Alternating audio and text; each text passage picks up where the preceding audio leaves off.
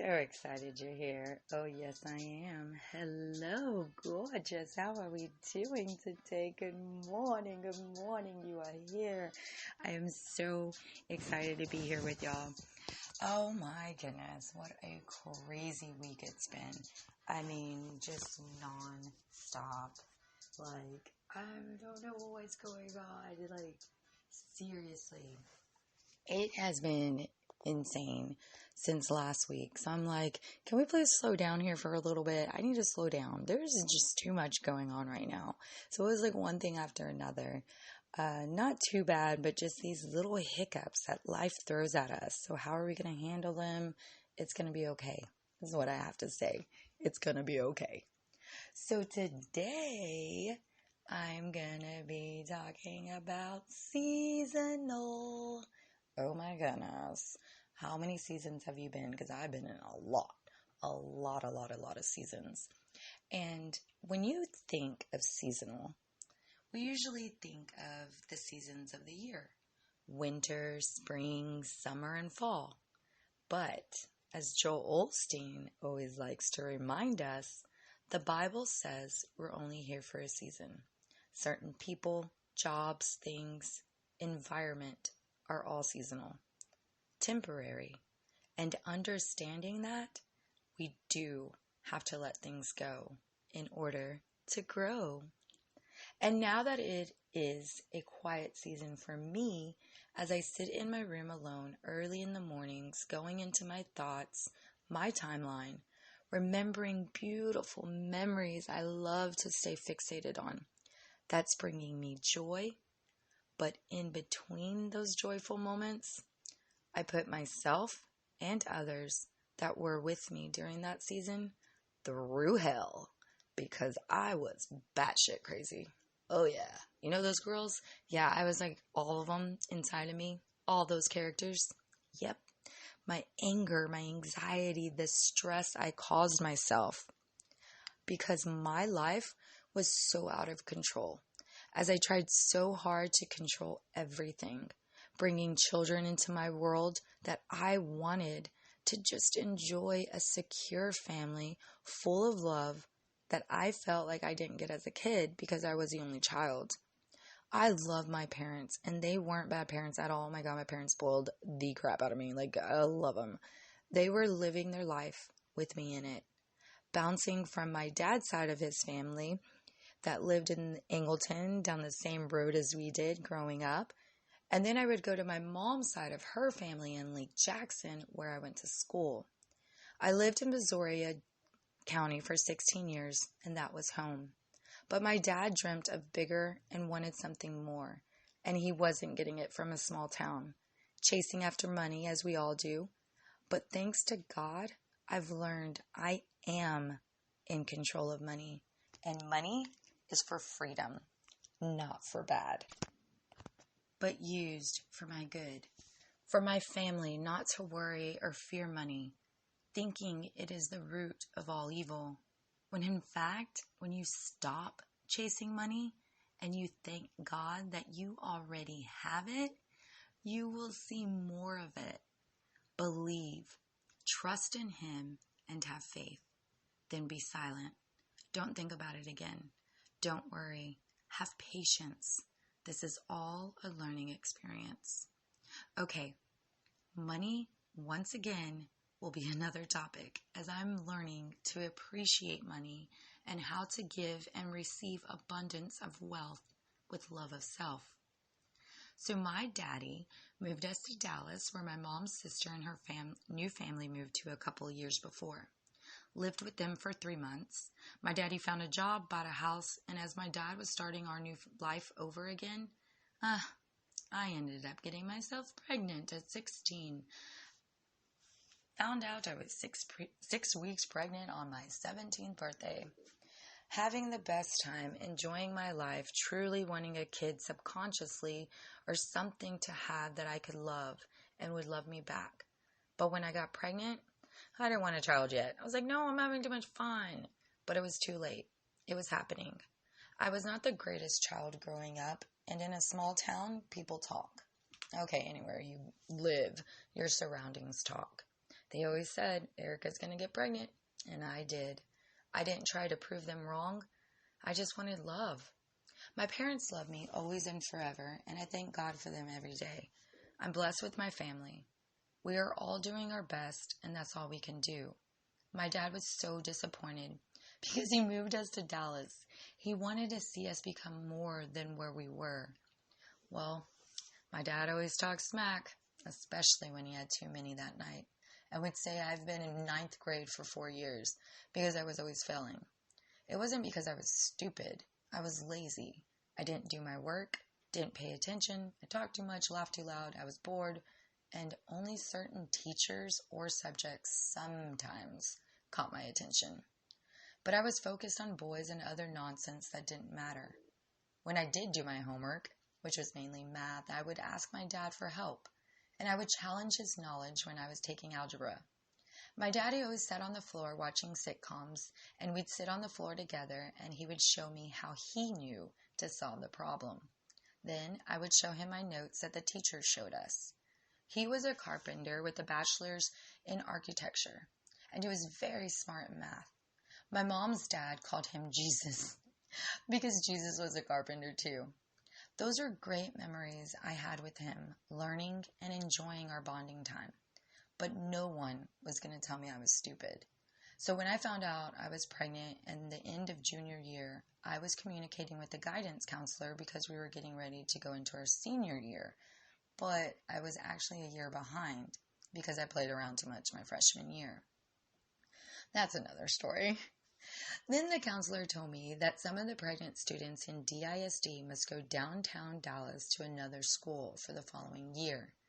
The bus would pick me up early in the morning, and I would be shipped off to somewhere I pictured as a dark gray school with nothing but big, pregnant, hormonal girls that are behind in their credits, too.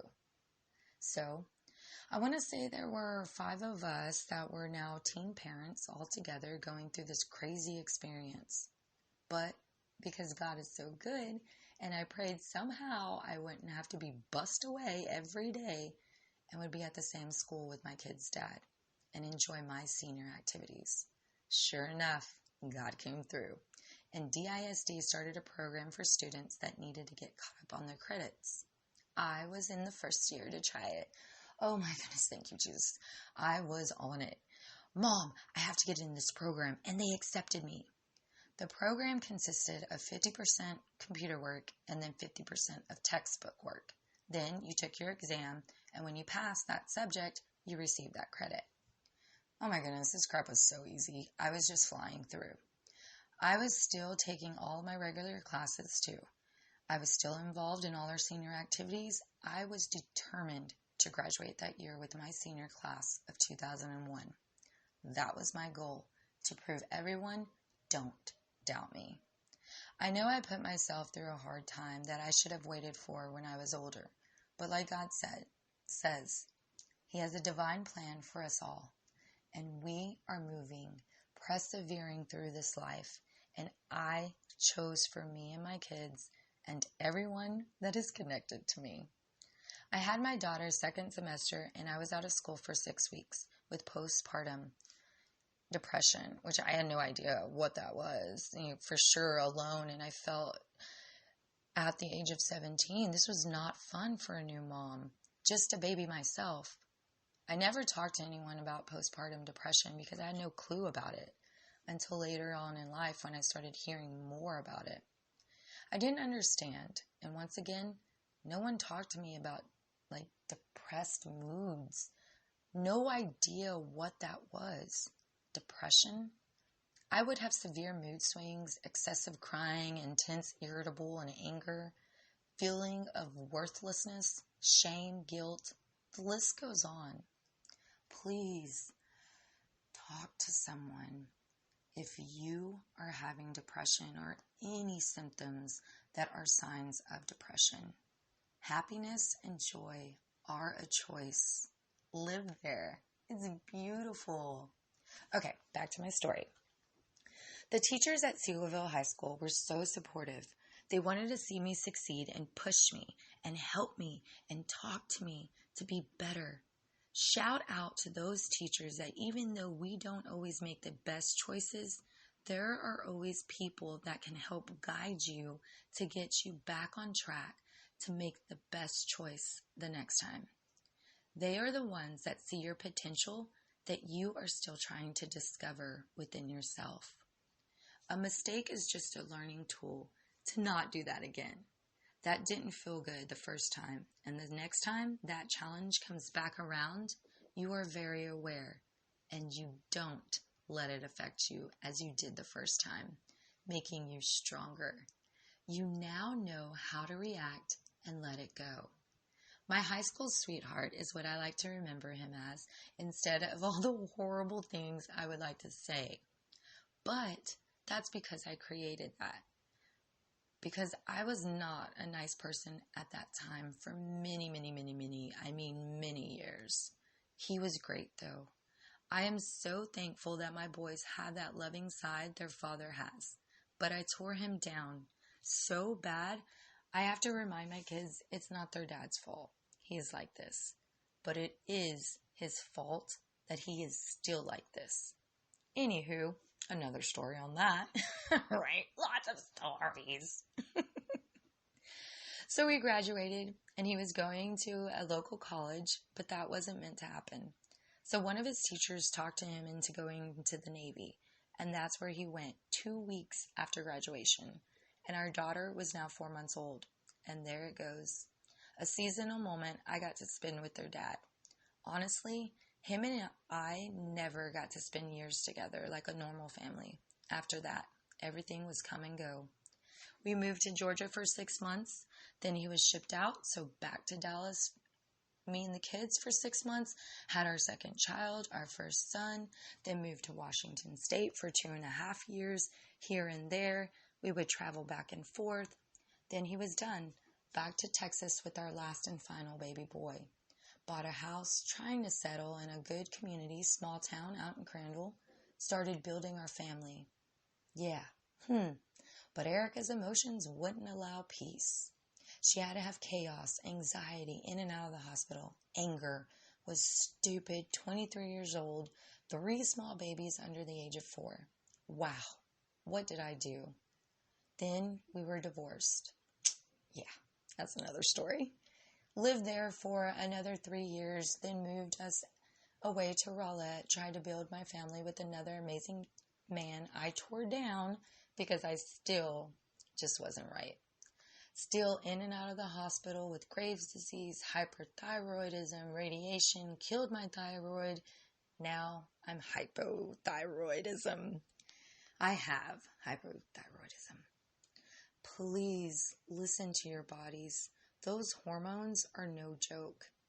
Reason why I wanted to help coach, and it helps coach me too. We all teach and learn from each other. We were able to stay in Rowlett for 10 years. Then my chaos spiraled out of control, and my biggest hardship happened. My dad passed away. My worst fear ever happened as well, that when my kids became teenagers, they would want to live with their dad, which they apologized for choosing that life they thought they would gain with their father's love and attention if they lived with him. But unfortunately, that wasn't the case. And now he gets his karma back and facing himself through our youngest son.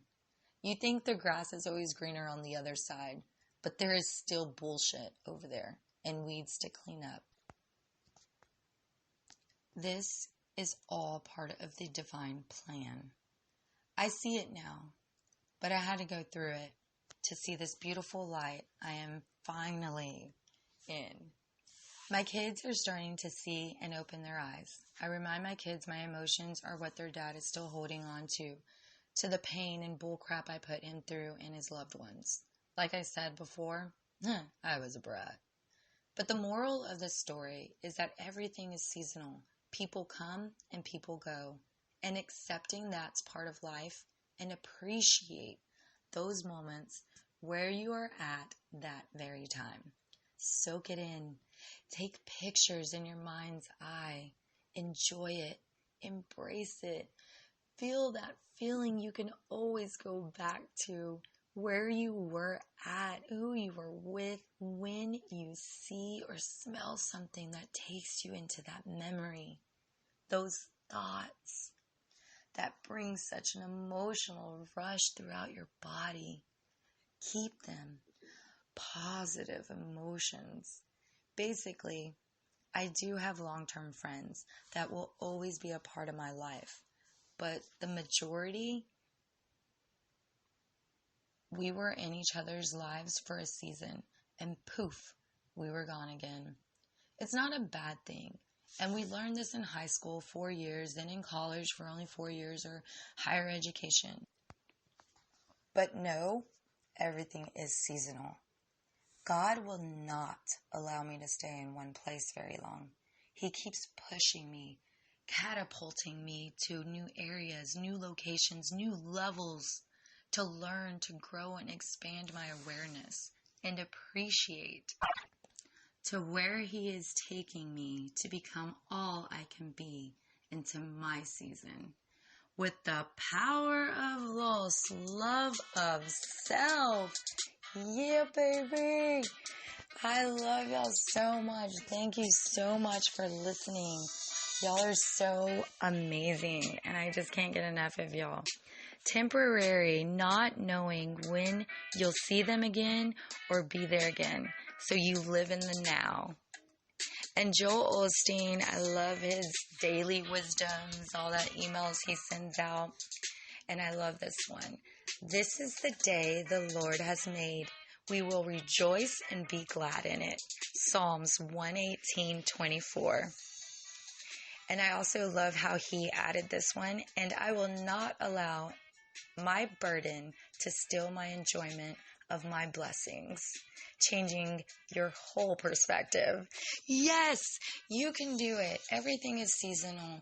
Everything is temporary. So appreciate every moment, time, seconds, everything, everywhere you're at. Enjoy it. Look at the positive. Don't complain. Okay? Love yourself. Love others. Treat yourself how you want to treat, how you love others. If you treat your best friend so amazing, but you treat yourself like crap, oh my goodness, change that season and go into your beautiful season where you are loving yourself so much and you see your self-worth and you see your value, and then you realize it's the quality of life, not the quantity and what you have and the material things. Everything comes and goes. And just taking that time and soaking it in. I love you all. You enjoy this beautiful heaven on earth. Find your love that you have for yourself and be that example, be that inspiration for others. Take care. Love you so much. Over and out. God bless you all. Happy birthday, happy celebration, happy anniversary. Mwah. Love you. Namaste.